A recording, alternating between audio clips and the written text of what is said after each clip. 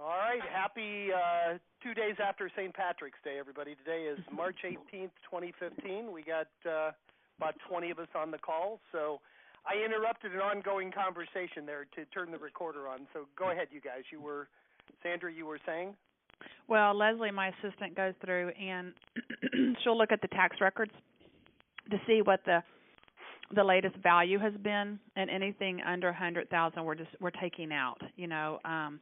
If it's in kind of a shady area, we're not going to go. So we're just trying to get that all ironed out, and she's going a little cross-eyed because there are so many that we've got to go through. Because I don't know, Jim, we wound up getting one batch towards the end of February. And then while I was on vacation, we got a whole nother batch, and she was freaking out. She's like, "Oh my God, I've got 1,000 leads to go through." You have no idea how many agents would kill for those kind of numbers, but no pun intended, huh? Yeah, exactly. I have a lot of respect. Sorry, that was pretty tacky. 500 leads a month. What are you getting out of that? Are you mailing? Are you calling? Are you doing both? We're doing both. Like today, we're trying to play catch up this week. So we weren't even able to start on the leads that came through.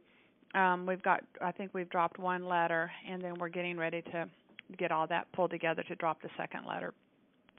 So it is quite the endeavor, I will tell you, and my brain has been spinning somewhat, but I think we're kind of getting it down. I'm actually making the calls myself and not dropping them into Sly Broadcast. Which I know Chad's going to shake his head at and tell me bad girl, but no. I've had a lot of conversation with different people, and have kind of even bounced it off with my coach, and just felt like that since it is kind of a different market, it's not an expired, somebody has passed away, I can give more empathy to the person that I'm talking to as well, and so that so far it seems to be going well. We've just got to hunker down and just really keep at it. Can I ask, are you taking up Chad's advice, and when you're sending out these letters, are they in a different type of envelope that looks like an invitation? Are you only mailing them once, or are you doing a routine of mailings? We've only done the one. I think that's right, Chad, right? We've only done the one drop. We had a bit of a challenge getting that first letter out, but I think it's gone out now. And so now that I'm back, and then I'm actually making an office move next week. Probably in the next 2 weeks, we're going to really zero in and make sure we've got everything lined out properly. We've just had a lot of moving parts going with our office right now. Can I ask a question? Sure. Yes, can you share with the new people like me how you started? Did you do calls first? Did you send the letter first? What did you do when you first got your list other than go through the tax records? If that's directed at me, I had a heart attack. Yes, ma'am. Because when my first leads came in, I had over 1,000 leads. They had gotten duplicated. So we got that worked out. And then my son is my buyer's agent. He started calling and got his little hiney chewed out pretty good. And that kind of freaked him out because he's a newer agent. He goes, "Oh, I'm not going to do these people. You can do them. I'll do the expireds." And I said, "Okay." And then we got the letter dropped, and so now we're following up with, "Hey, you should have gotten our letter, da-da-da-da-da." We're also marketing to attorneys. I've got a real nice packet put together. I think some of you guys have gotten that. And I've talked to different agents, and we've kind of been sharing just different information. I actually went to a probate, I guess it was a MCE class 2 weeks ago.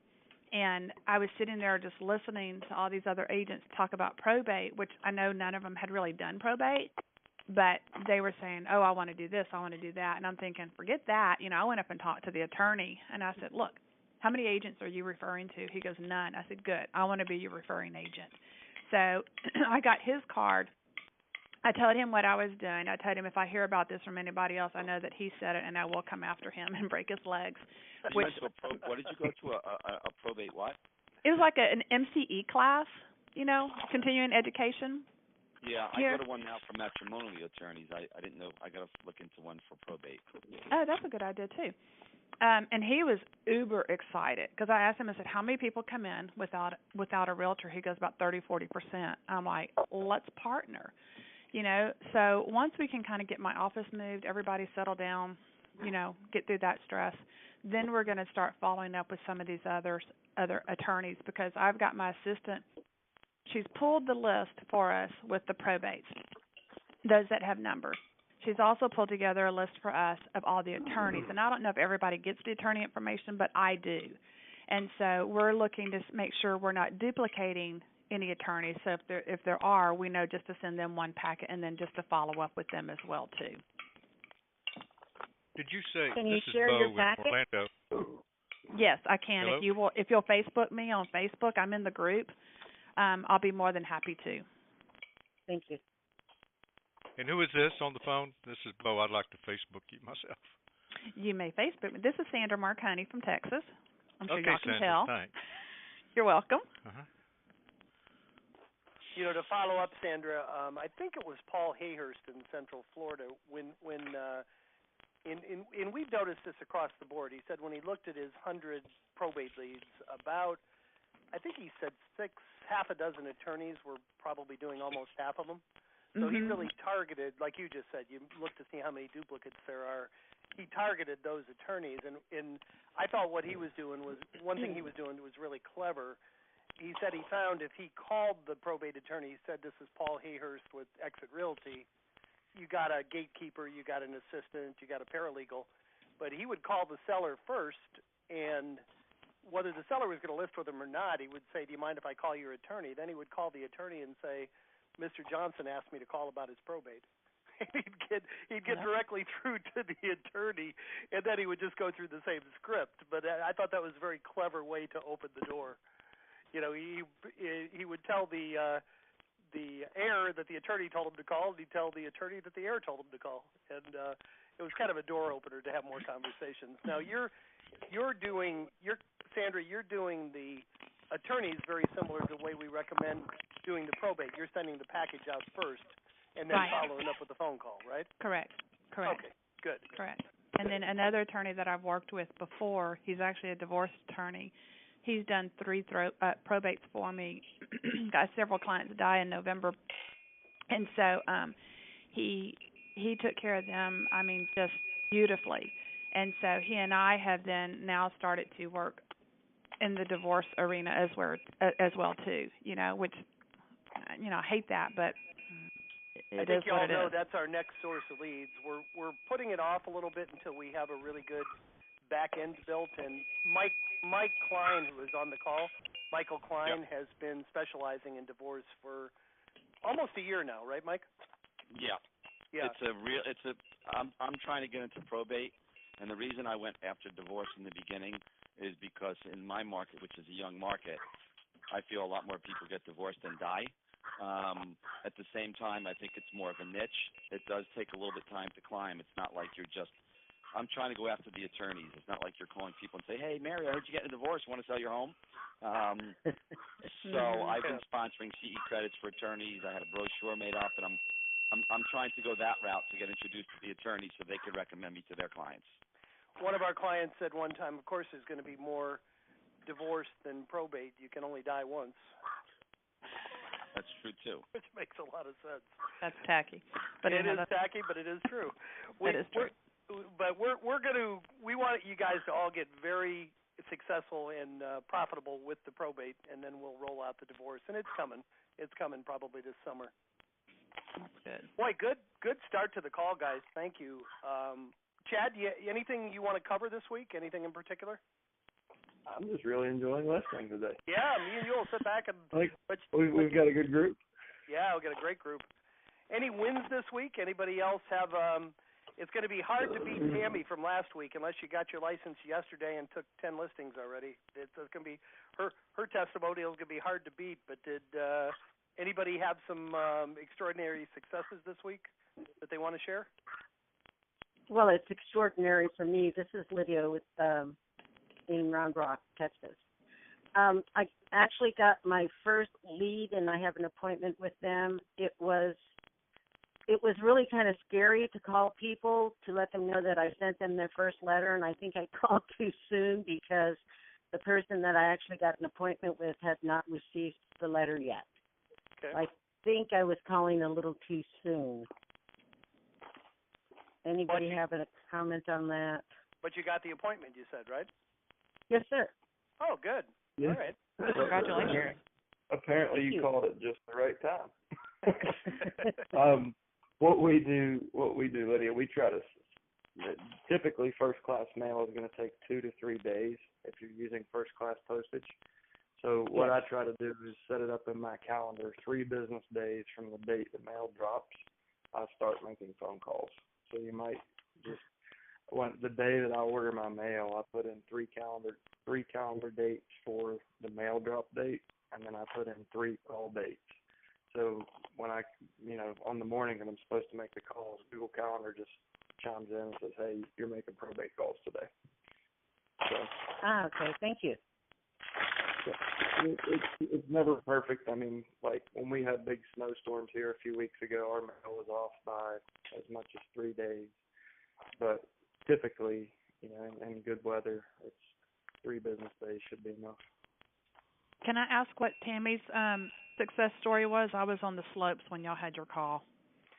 Well, I should let her share it. We were just asking, I forgot what the topic was, and Tami, go ahead. Tell her, Tami chimed in like it was nothing and said, no, I've only been in the business for 90 days, so I don't know if this is good or not. And then she told us her I win. was actually literally finishing up real estate school 3 months ago, almost to the day. So I just followed the system that they have in place, and so we got about 175 leads, and that includes our previous 3 months leads because we only get about 45 a month is what our estimate is. So I sent out the first round of letters, and then we sent out, it was just really busy because I'm building the ISA department within our team. And so I didn't have time yet to start calling through everybody. So I sent out the letters, and then I sent out a voice cast, and we had 9 people who called in off of that. Out of those 9, 4 people had properties, and there's 5 properties total that we have a couple of them. We already have appointments to get the listings. We've already met with them once, and the other ones, we're just waiting for them to get in town, and they're definitely going to list with us. So the only other ones that called in, the properties had sold already because they had an agent that they already knew in the family, and that was the only reason why we didn't get those appointments. But out of just 1 mailing and 1 voice cast, we had 9 phone calls. Wow, that's great. Congratulations. Tami, Yeah, thank you. It sounds like out of the qualified sellers, you're only batting 100% then, right? Exactly. I do have another cool piece. We actually just got a letter in the mail yesterday from a gentleman that got our mailing, and they don't have any property currently because the property was sold before they passed away. So, but they said they were so impressed with the services that we offered that they are actually in charge of several older relatives and will be involved in the same situation in the future. So they're keeping our card and our letter for future information, and they will definitely be contacting us. And they said they really appreciated us reaching out to them, and they were really impressed with the services that we offered. That is That's awesome. great. And just to recap for everybody, Sandra, the letter she was using was the options letter, the one that has kind of the bullet points. Uh-huh. Yes. So that was the letter they responded to. That's good to know. That's awesome. Which letter? It's called the options letter. Options letter. It's you can pull it from the Facebook group or from the back end of your members area. It's the one with the options in a bullet point format. That's the one. It actually, that letter came to us from Paul Hayhurst in Central Florida. His first month, he took 6 listings using that letter. So we said, okay, that works. Let's post it on the website. It sounds like it worked for you too, Tami. That's great. Yes, absolutely. Yeah, it was a great letter to get. I mean, they had a wonderful letter that they included on there. So, yeah, we're still, we're getting ready to receive our second batch of leads, and we've been calling and just sorting through the ones that have already sold and just leaving voicemails. We're getting ready to send out another voice cast. So we're basically just going down the list and following the campaign that you had set in there. Awesome. Tami, one of the questions that people ask me often is, what price point are you getting these listings at? So would you say that, tell us about, of those 5 properties, what's the neighborhood like, and and what is the price range in relation to your median price range in your market?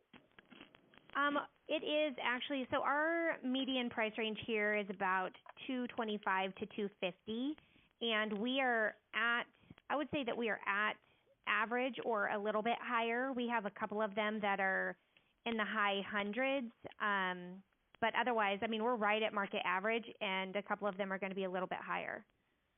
So these are all sweet spot listings, like they should sell pretty quickly. Oh, they'll definitely sell quick. Our market's hot right here anyhow. So, I mean, we have listings that we're selling in 24 hours. So, so you essentially spent $500 to make $30,000 gross. Right. That is awesome. Absolutely. Yeah, it's amazing. And honestly, you know, I think that's my biggest piece was that I was nervous because I have no idea. You know, I'm brand new. So, you know, I just basically took the pieces that you had and just said what it was on there, and that was it. So I didn't create anything new and amazing. The only thing that we did do before our first, for the people who are waiting for their leads, what we did here, I focused on building a team, and that's how we captured those listings. Because we have one gentleman that we're going to be getting his listing in April. We'll be putting it onto the market. And the only reason for the delay on that one is because we immediately had an estate sale company that we could refer him to. So they're in the process of doing the estate sale and clean out right now. And the minute they're done, we're listing his property. Tami, where's your market at? We're in Boise, Idaho. Oh, okay. Wow. Yeah. So when you send out, you said you're also doing a mail campaign. Do you try and entice them with just the letter, or do you try and entice them with the letter and say, by the way, here's some of the stuff we can help provide you with, and give them that stuff? Or give them a list and say, we have access to A, B, C, D, E, F, and G, and not give them the names unless they call you? Yeah, we definitely don't give out the names unless they call us. We just basically say, we present it as a team, which is what you know, I was hearing on the previous calls, is that we just say that we have all these services available, that we have a team of people because we consider them part of our team, and we have already interviewed these people. We already know them through either our broker or, so they've been referred to us, and the people who were not directly referred, we interviewed them, including attorneys. So we put that team together before. So in our options letter, we let them know, you know, we need to talk to them so we can help make recommendations, whether they need to sell quick. We have cash investors who can buy and close in less than a week. We have services that we can refer you to help with the clean out, to help with your estate sale. And basically we gave them a reason to call us to say we can help you with any of these. Just give us a call and we'll go through. Once you explain your situation to us, then we can make recommendations accordingly. I have a question. Being new to this, I'm on the back end of the site right now. Which letter is the options letter? Where do I find that? Go into the Facebook thing and under files. Oh, under the Facebook, not under the all the leads site. Go on Facebook. I think it's on both, isn't it, Chad? No, I prefer Facebook. Yeah, it is. I'm on the Facebook right now. Yeah, it's on if you both. Go into, it is on there. I'm on the Facebook page right now, and if you go in files and go down to probate options, there it's right on there. One. Yeah. Where do you go to see files? I can't even get it to send a message on this Facebook. This is Bo, and where do you find files on this thing? Look underneath the header where it says all the leads, and you're on that Facebook page, and then it says all the leads, Mastermind, members, events, photos, and files.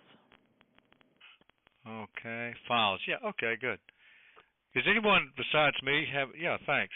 Is anyone besides me having trouble sending a message on all the leads? I was just trying to send Sandra a message, and it says some security check is needed. I don't know what that is. That's not me, I promise.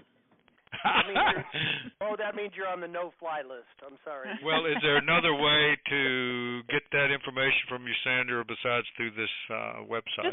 Just friend me on Facebook. It's Sandra Marconi. Just plain Facebook without the all the leads thing. Yeah, okay, just ask thanks. to be my friend, and then I can send thanks. stuff to you. So, appreciate it. Hey, Tami, I was going to ask you something real quick on the options letter because we didn't use that letter. We have cash investors, but not like hundreds of them. Did you have anybody come back and say, "Hey, I want to talk to you about one of your, cash buyers"?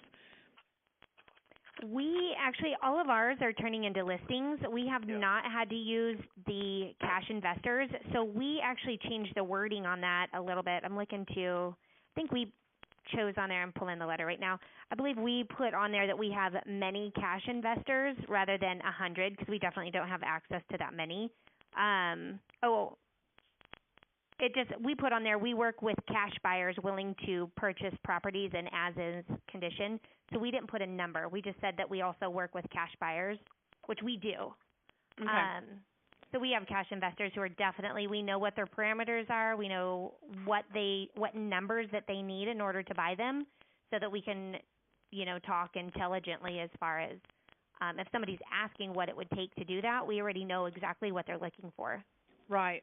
But did you have anybody call and say, yeah, I really want one of your investors to come buy my home? I mean, because I don't really foresee that being as good of a deal for the seller where they can make more money on the retail market.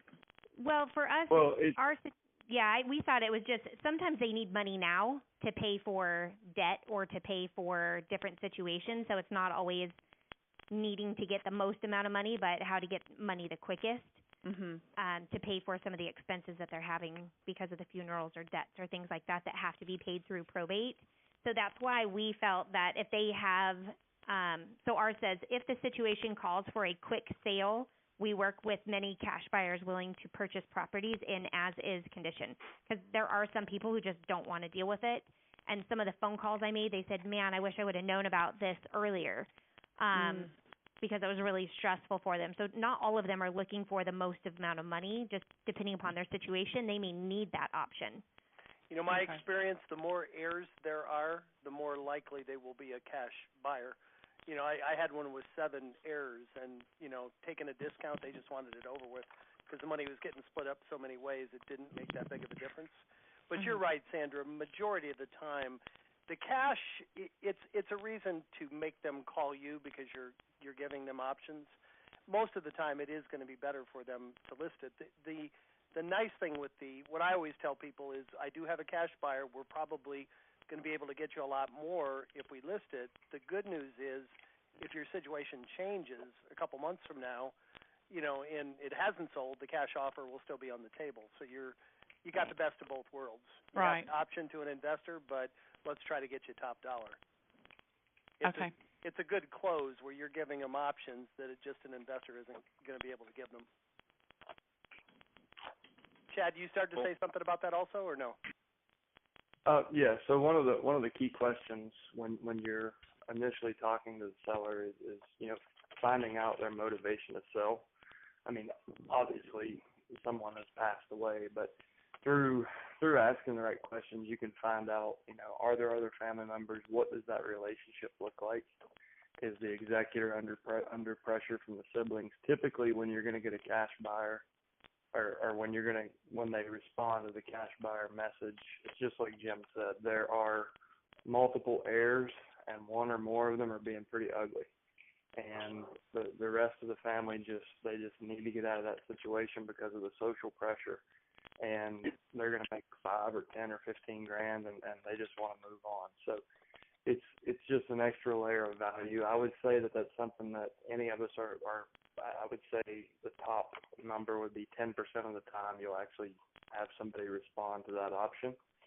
But it's an extra layer of value. And what Jim said about getting the cash offer immediately and then leaving it in the top desk drawer while we try to get top dollar, that just shows them, it differentiates you from other realtors. There's not many realtors out there that can really, truly bring a cash buyer to the table and close in less than, as soon as you can get title back. And it's not hard for those of you that don't have those cash buyers. If you're thinking, oh my God, I can't say that because I don't have it. My advice is go to a title company. Go to a title company that does volumes and say, listen, who's your top investor? Like, who buys more than 10 houses a year? And can you introduce me to him so I can take him out for a cup of coffee? And meet that guy. He will be thrilled to be on your buyer's list. And it's that easy to build a cash buyer's list. network with investors, you can go to the Real Estate Investors Association. And I was REI. going to say, Chad, a good website is nationalria.com, National Real Estate Investors Association.com. You'll get a little map of all their chapters. And depending on your market, if you're in a major metro area like Sandra, I think your RIA has you have probably a half a dozen in your city, and some of them have upwards of 2,000 investors. So of that room, 80% are going to be looky-loos, but 20% are going to be serious cash buyers. So that's a really good place if you do need to build a cash buyer list. Go to those meetings, go to title companies. Hell, I did go to the title company and I got my hand slapped. Well, they said because of the privacy laws and stuff like that, they just could not give me that information. But then, my husband was like, well, go and look on the, Limited LLC website as well, too, and find these investors. But I didn't have this one here, so I wrote that down as well. Well, if you just look in the newspaper and see when a trustee sale is going to be at the courthouse, and show up at the courthouse steps with, in a suit with some business cards, damn well there's going to be cash buyers there. Otherwise, they're not just they're there to buy houses with cash. They have to be. So, I can assure you, I'm not going to be in a suit at the courthouse. That I can assure you of. Sorry, Chad. You probably don't get a newspaper either. I don't get a newspaper either. Come on, Chad. All right. So, Go online. Go to your newspaper online. Same thing. Yeah. If you can find absolute auctions or trustee sales, there's always going to be a handful of cash buyers there, and just strike up a conversation and build that relationship, and then you've got that person. And you never know. When the market turns, it's really good to have that as part of your business, because in a down cycle, you'll be making money while everybody else is trying to figure out what you're doing. So.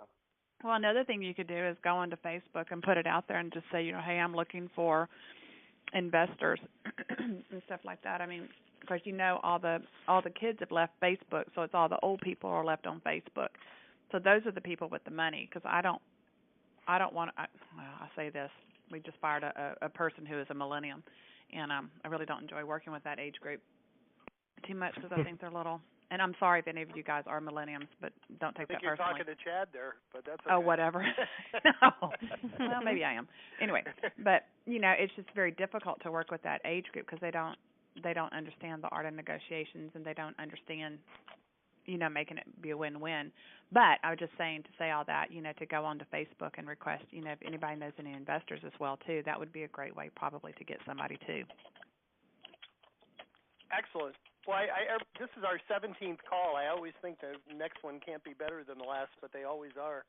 I really appreciate everybody who we try to keep these right at 30 minutes, and we're a little bit over 30 right now. So I really thank you, Tami. Thank you, Sandra. Everybody who contributed. Welcome, Mike and Bill. Anybody else have anything pressing that they need to talk about this week, or any other last-minute?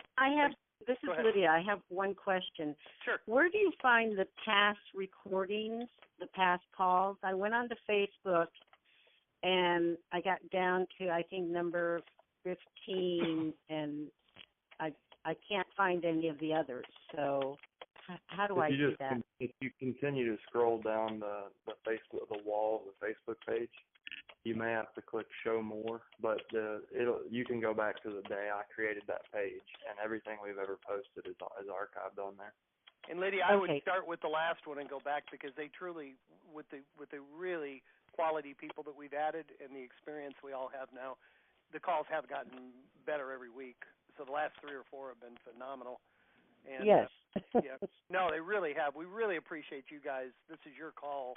It's not a commercial for our company or anything, so we really appreciate you showing up and contributing. And get out there and come to the call next week with a great story like Tami or Sandra. And what do you guys of the call is going to be next to have an amazing story to share next week? It's going to be Bo. Goodbye. It's going to be Bo. All right. Bo got the last word. Thank you, guys. Make it a great week. Thank we'll you. Talk to you Bye-bye. next Thursday. Thank Goodbye. you.